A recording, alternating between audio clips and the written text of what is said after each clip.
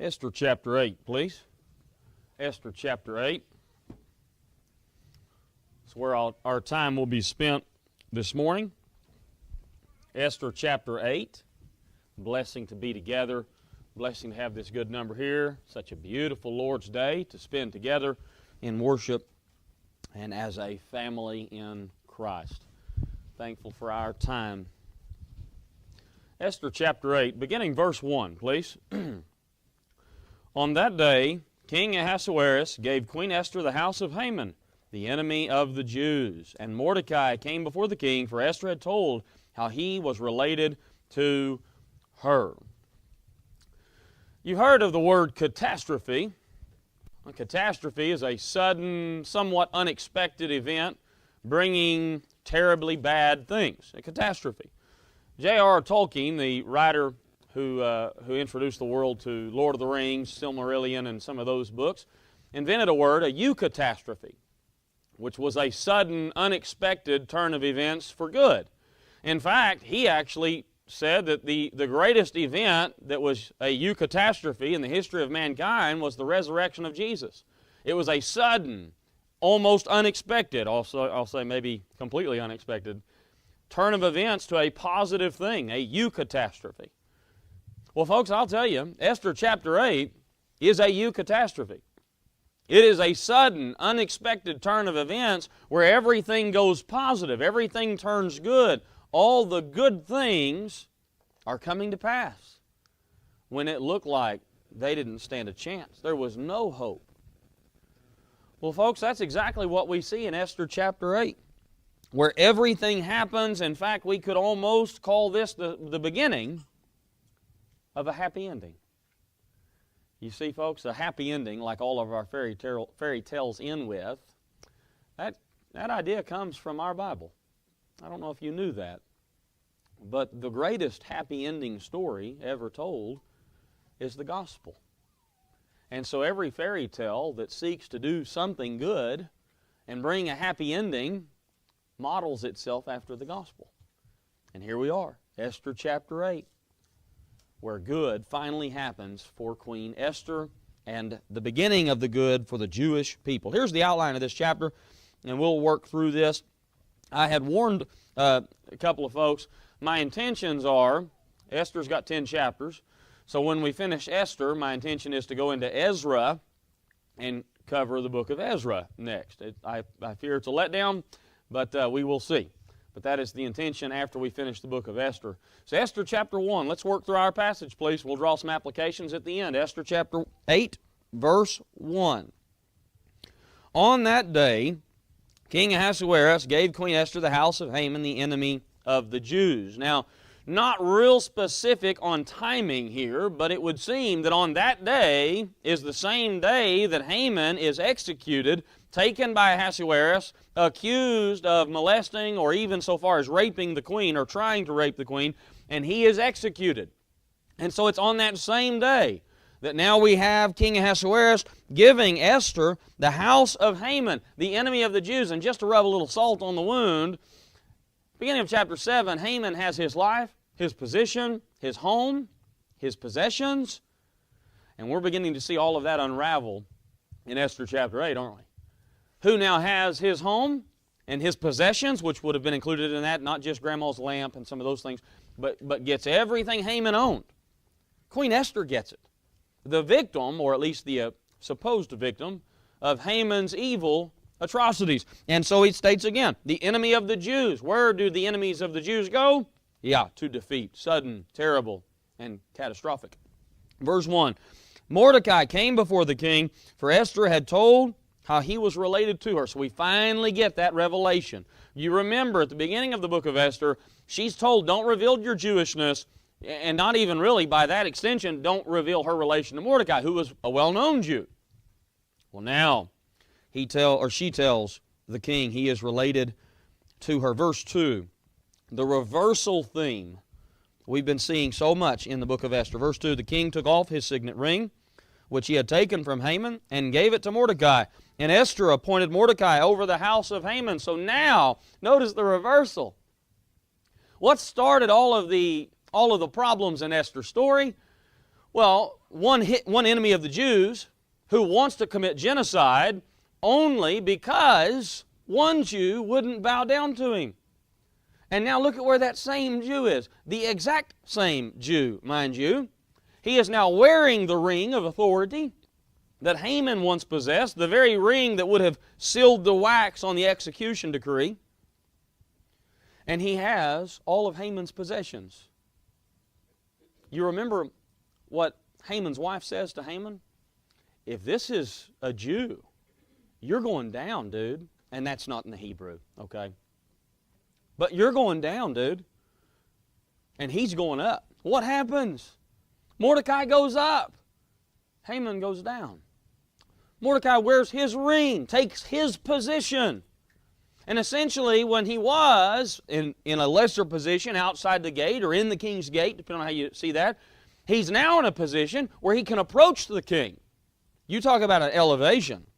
You talk about a pay raise. Verse 3, so Esther spoke again to the king, fell down at his feet, and implored him with tears to counteract the evil of Haman the Agagite and the scheme which he had devised against the Jews. Now, this is not a different situation. We might carefully observe that. You remember the customs that she was so nervous about. If she goes before the king, she's got to approach him carefully and respectfully. He's got to hold out the scepter or she dies. None of that's happening right now, which suggests she's still in his presence. This is all happening at the same time, okay? So she's in his presence. Now, here's the problem. She has solved the dilemma, perhaps, that she's a Jew, and she has perhaps solved the dilemma for Mordecai, who will now more than likely not be subject to this problem, but what else is at stake? She might have saved her own neck and Mordecai's, but she's not done anything for the rest of the Jewish people. They're still going to die. That edict is still in force. And you might recall that's a big problem in the Persian world. The king can write an edict that nobody can reverse, not even the king. You talk about a really, really foolish political system. You can write a law into effect that nobody can annul, not even the king himself. We got a problem then, don't we? Esther throws herself at the feet of her husband. Now, let's not forget that either. Throws herself at the feet of her husband, imploring him with tears to counteract the evil of Haman, and you might recognize the Agagite. That'll be mentioned a couple of times in this section of the story, and it's a reminder to the Jewish reader. Remember, Agagite, that whole issue with Saul, who's supposed to kill Agag. And so we're back into that great big historical conflict. The Jews and their enemies, the Agagites. Their enemies, the Amalekites. What's going to happen? So she says, please help the scheme he's devised against the Jews. Verse 4, the king held out the golden scepter toward Esther, and that would indicate not like you're allowed to stand in my presence, but it's a continue. You can continue making your case, continue making your appeal. Sounds like a good, loving husband, doesn't it? You can still speak, woman. Now, that's kind of the idea. But you got to recognize, folks, we're not reading this in 21st century American culture shaped by Christianity. We're reading this in ancient Near Eastern, Middle Eastern culture, Persian Empire culture, where he has all authority. What did he do to his chief advisor in the previous chapter? He just set off with his head, and not a single person goes, well, you can't do that, because he can do that. What did he do to the first wife in this story? Get gone. You're going to find me a new woman. Yeah, this is serious. So he holds out the scepter, encouraging her to continue on as she stands. Verse 4, so she arose and stood before the king and said, if it pleases the king, if I have found favor in his sight, and the thing seems right to the king, and I am pleasing in his eyes, let it be written to revoke the letters devised by Haman, the son of Hammedatha, the Agagite, which he wrote to annihilate the Jews who are in the king's provinces. Again, all of the decorum that we have seen throughout the book of Esther, everything she makes her plea to him, all of that's the same as it has been. If it pleases the king, if I found favor in his sight, if it seems right to the king, if I'm pleasing in his eyes, if I've been a good wife, if I've been a pleasing wife, if you care at all about me, do something here. That's essentially the plea. But again, she's so careful, so tactful, so respectful to make sure she holds to the customs of the day. You don't just barrel into King Ahasuerus and say, hey, big boy, get to work. You don't do that. She says, let it be written to revoke the letters. In verse 6, for how can I endure to see the evil that will come to my people? Or how can I endure to see the destruction of my countrymen? You know, here's Esther. Guys, I hope we appreciate. You know the breath of sigh, the relief that she has when he lets her live in the previous 2 chapters. And now she has his ear. Boy, how easy would it be, and how often do we see this in our world today? I'm not risking my neck for anybody else. She's risking her neck for everybody else. But how easy would it be? Oh, I'm okay. I've even went so far as to save my uncle Mordecai, or my cousin Mordecai. And now, everybody else, you're on your own. No, she says, I can't endure this. I can't watch this happen. Now again, just carefully notice, at no point in that little paragraph does she say, hey, your signet ring was on this, husband. Hey, who signed this death edict to kill all of these Jews? No point in this conversation does she say, you're the man, like Nathan does to David.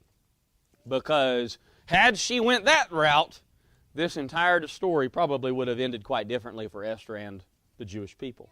But all respect for the policies, all respect for the customs of the day, she is very careful.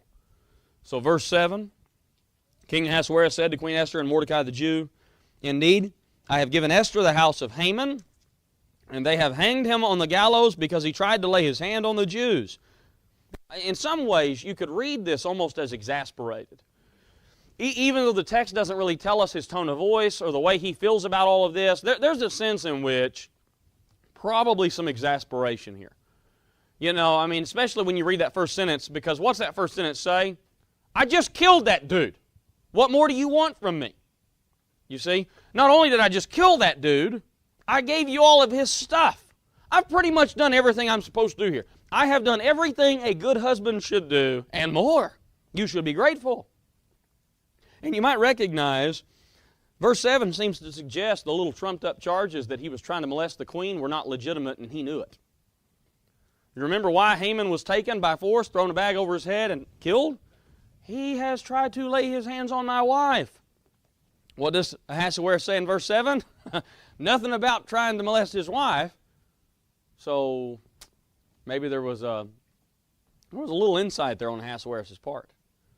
It says in verse 8, you yourselves write a decree concerning the Jews as you please, in the king's name, seal it with the king's signet ring, for whatever is written in the king's name and sealed with the king's signet ring, no one can revoke. He does the same thing he did with Haman. My schedule's a bit full right now. You want to save all these people? Here's my ring. Take care of it.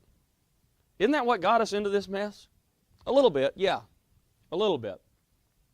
But Ahasuerus is somebody. He's somebody important.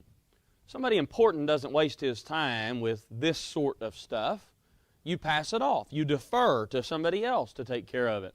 And so he passes it to his next man in charge, Mordecai. He passes it to his queen, Esther, and they'll take care of it. And they'll sign it with his signet ring. And whatever they write, whatever they put out, that's exactly what will be, can't be revoked. Here's the problem, though. The first edict went out and can't be revoked. This edict is going to go out and can't be revoked. How do you revoke an irrevocable command? Yeah, that's a doozy, isn't it? I'll say it. That's as doozier as it can get. So what do you do?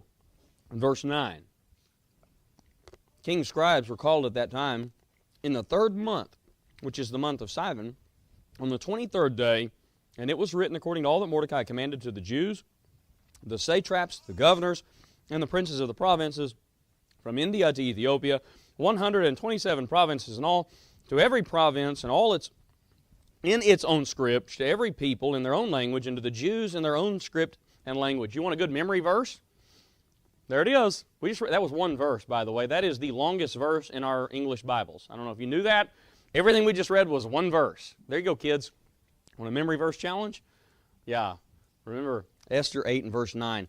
So he says this is the third month. Let's put this in some context. The evil edict went out 2 months and 10 days earlier. So everything we've been reading in the last several chapters, since chapter 3, it's only been 2 months. 2 months and 10 days. Can I say that another way? About 70 days. Number 70 mean anything to the Jewish people? Can I say that a little bit differently? Does the number 70 mean anything to the Jewish people who are in exile? Yeah. Because what does God tell them? After 70 years, I'm bringing you home. 70 here is a statement of salvation, deliverance. You're going to be okay, folks. That's what he's saying. You're going to be okay. That's not coincidence. So all throughout the empire, this command goes out. All of the language between here and verse 13 is repeated in direct echoing of everything when the evil edict went out in chapter 3. It's again a statement of a reversal. All of this goes out, and some of the exact same language is used when the reversal edict goes out. So, in verse 10, he wrote in the name of the king Ahasuerus, sealed it with a king's signet ring, sent letters by couriers on horseback, riding on royal horses, bred from swift steeds. That's an awesome little expression. That maybe is the only thing different. When Haman sends out the evil edict, nothing is said about royal horses. And this idea then suggests, you remember, go back to chapter 3, everybody's confused about this edict to kill the Jews. The whole city is confused, even though Haman and Ahasuerus are drunk off their rocker and having a great time. Yeah, everybody's kind of like, we're killing the Jews? Well, maybe here's a statement or a suggestion perhaps how much everybody wants to save the Jews. Or maybe even how much Ahasuerus, a glowing recommendation for husbandry, he is just right there in his wife's camp. Royal horses, fast steeds, get on it, boys. Fast as you can go. Either way, this information's got to get out and got to get out quick. Verse 11. By these letters the king permitted the Jews who were in every city to gather together, protect their lives, to destroy, kill, and annihilate all the forces of any people or province that would assault them, both little children and women, and to plunder their possessions. That is exactly what was said in the evil edict. When they were to kill all the Jews, they were to destroy, kill, and annihilate both women and children, and to take all of their possessions. It echoes that exactly.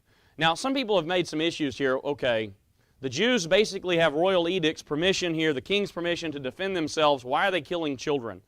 It's probably not a literal thing. It is an echo of the edict in its first place. This is not where the Jews have permission to go just knocking off the little kids everywhere throughout the Persian Empire, but it's a statement about the reversal here. They were going to get wiped out totally, completely, entirely.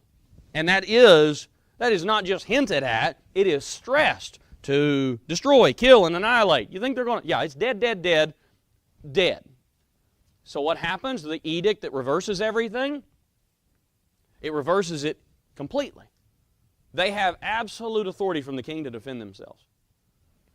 Completely and entirely, and indeed even to take their possessions. In verse 12, on one day in all the provinces of King Ahasuerus, on the 13th day of the 12th month, which is the month of Adar, a copy of the document was to be issued as a decree in every province and published for all people, so that the Jews would be ready on that day to avenge themselves on their enemies. The couriers who rode on royal horses went out, hastened, and pressed to the king's command. And the decree was issued in Shushan, the citadel. So this information's got to get out and got to get out quick. We want to make sure the Jews know they can prepare themselves and be delivered as the king permitted. Verse 15, Mordecai went out from the presence of the king. Now here, we got to get this. Mordecai, sat in the king's gate, was pretty much a nobody and a nothing.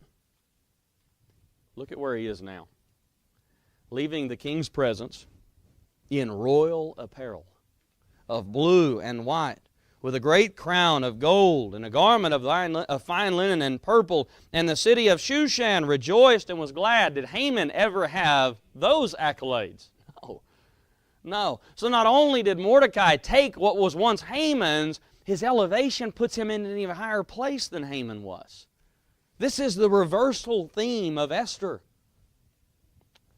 So, verse 16, to go a little further with that reversal, the Jews had light and gladness, joy and honor, have the Jews been very joyful through this whole book? Have the Jews had a whole lot to be light and glad about? No. No. Because Haman, the second in command, wants to kill them. But what's happening? All the wickedness of Haman, the Agagite, is being unwound. And God's people are being delivered. Verse 17, in every province and city, wherever the king's command and decree came, the Jews had joy and gladness, a feast and a holiday. Then many of the people of the land became Jews because fear of the Jews fell upon them. Guys, this is just pretty cool stuff. Chapter 3, the city's confused. The Jews are in sackcloth and ashes. Chapter 4, the Jews are in sackcloth and ashes, mourning their lives and their liberty, essentially feeling like they are dead with no hope, no chance, no possibility of good to ever come upon them. And in fact, to put it this way, fear fell upon all the Jews. But now what's happening? They're rejoicing. It's not mourning anymore. They're rejoicing. And to stress the degree of their rejoicing, he says in verse 16, there's light, gladness, joy, and honor. And then in the next verse, verse 17, there is joy and gladness and feast and a holiday. 4 words, those repetitions like that are important because they're telling us that this was not just a casual thing like, oh, we can smile again. I mean, this is like people running down the streets with their hands up in the air screaming and hollering. Screaming and hollering. We're saved. We're delivered. And where fear once dominated Jewish minds in Persia, fear dominates everyone who's not a Jew. Why?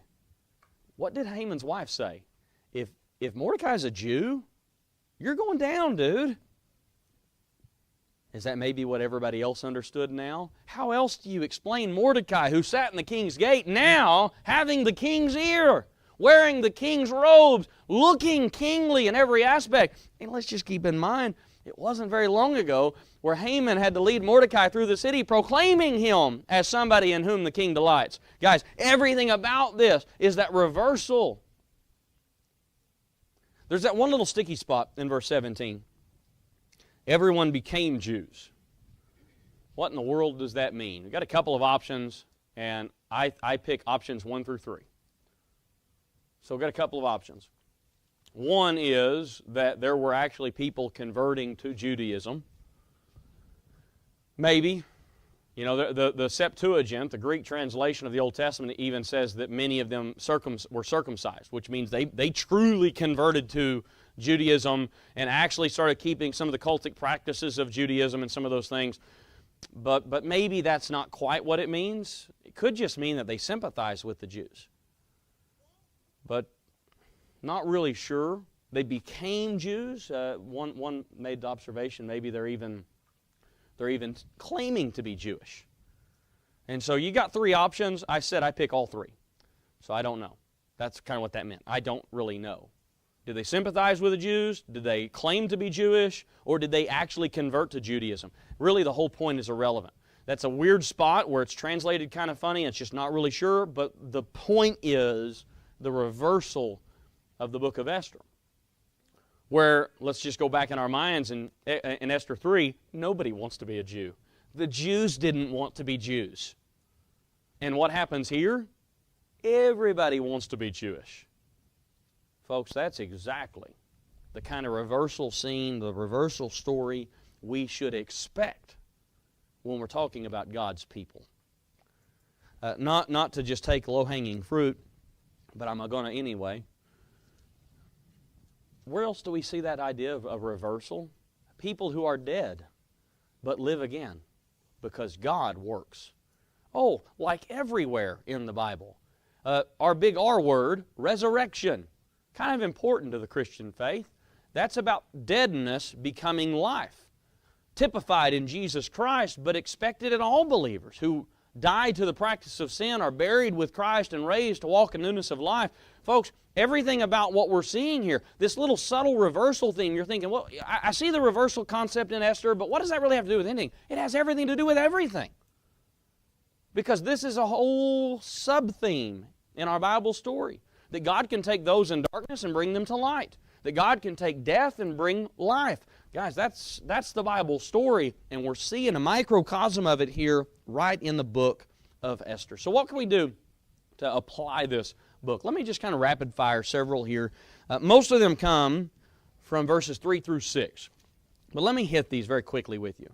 I normally like to try to keep my applications as succinct as possible, but I couldn't sacrifice some of the words without sacrificing some of the meaning. So let's work on this heavier idea. Number one, our job is not done when we are safe, but when others are safe too. Look at verse 3. I won't read through the whole thing again. So Esther spoke again to the king, fell down at his feet, implored him with tears to counteract the evil of Haman the Agagite and the scheme which had devised against the Jews, and makes this plea, this heartfelt plea, to Ahasuerus. Sometimes, folks, we think too selfishly about our safety. And we're not willing to really go out on a limb to help save others. But this is exactly what we see in Esther. A willingness to really lay it all out there. There's people's lives at stake, and I can do something about it. Indeed, I must do something about it. Think about how many Bible heroes demonstrate this same concern for those who are outside of God or those whose lives are threatened. I think about Noah. Noah was the most successful, unsuccessful preacher you've ever heard of. Why? Because Noah was a preacher of righteousness who never stopped preaching. How many did he actually convert to the Lord?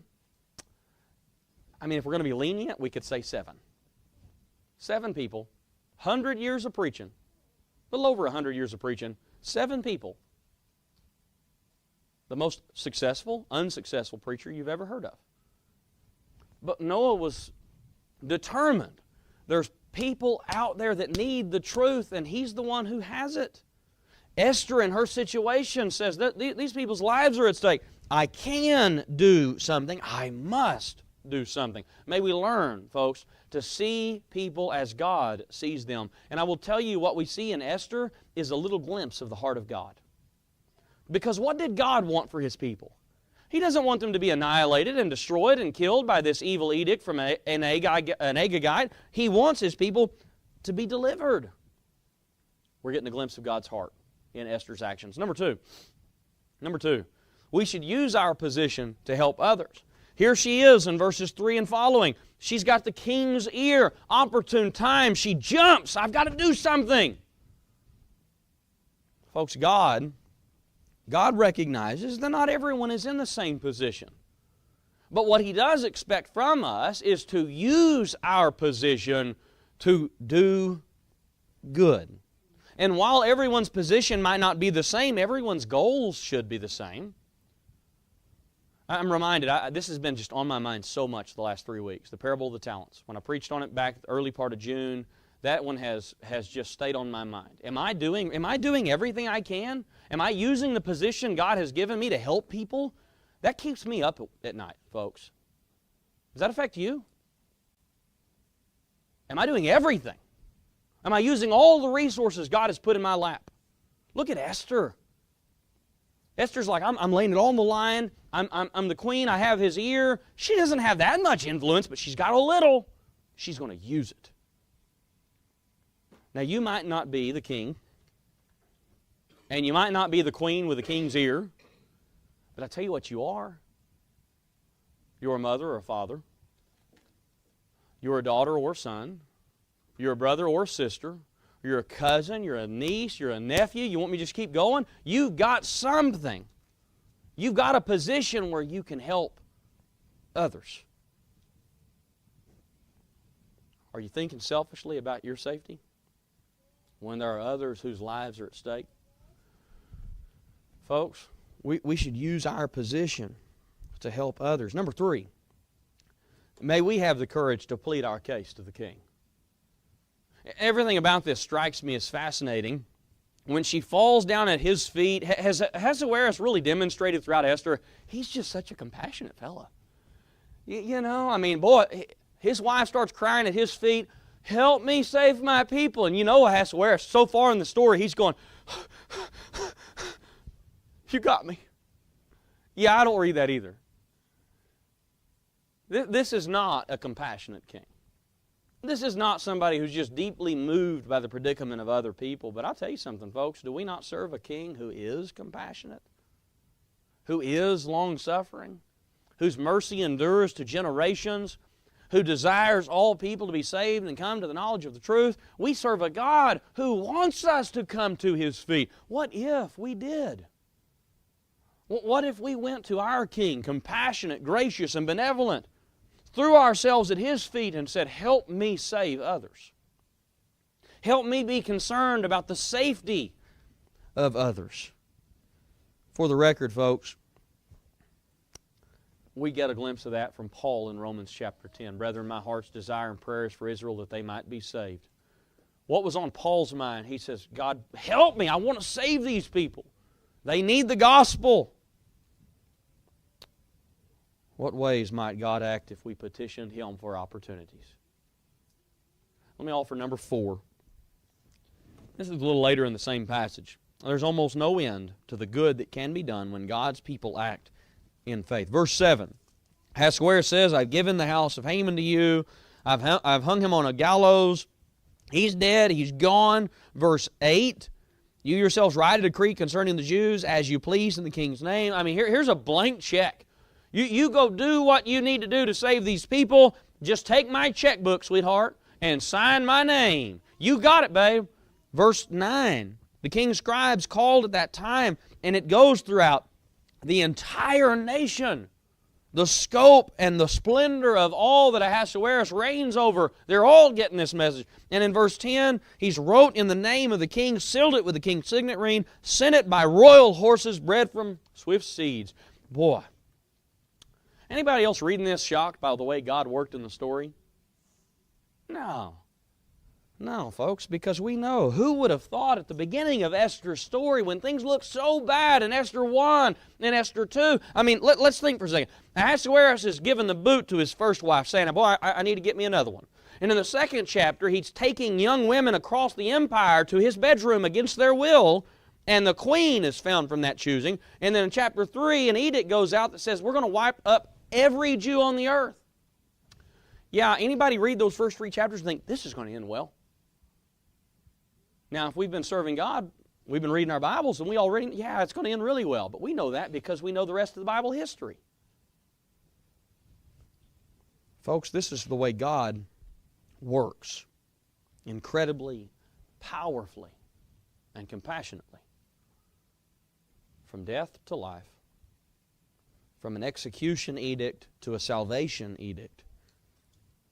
From nothing to everything. I want you to think, what good might be done by God for this congregation? Think of what good God has done for this congregation.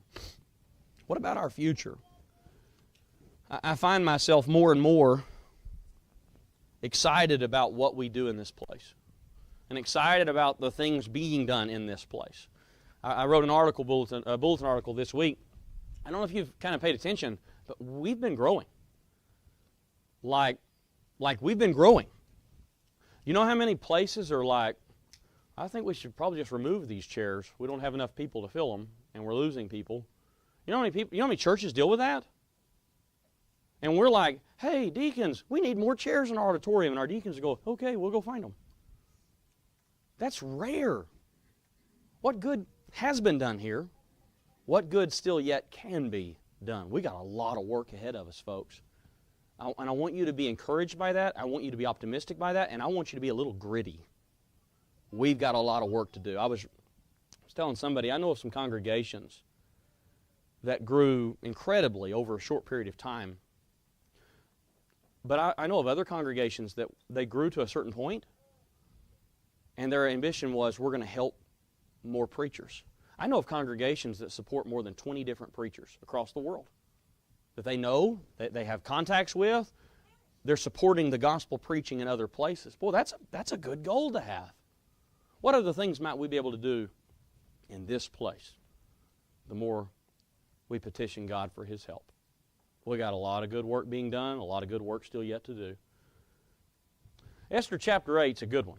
That's a great chapter. Chapter 9, we're going to get introduced to a couple of other ideas. Chapter 10 is going to be kind of a tough one to preach. It's only just a handful of verses, so we'll see how we handle that when we get to it. But I appreciate your careful attention this morning. We'll conclude with a word of prayer, and then Bible classes will pick up. Evangelism is out here, and the kids' class is back that way. Let's go to our Father in prayer.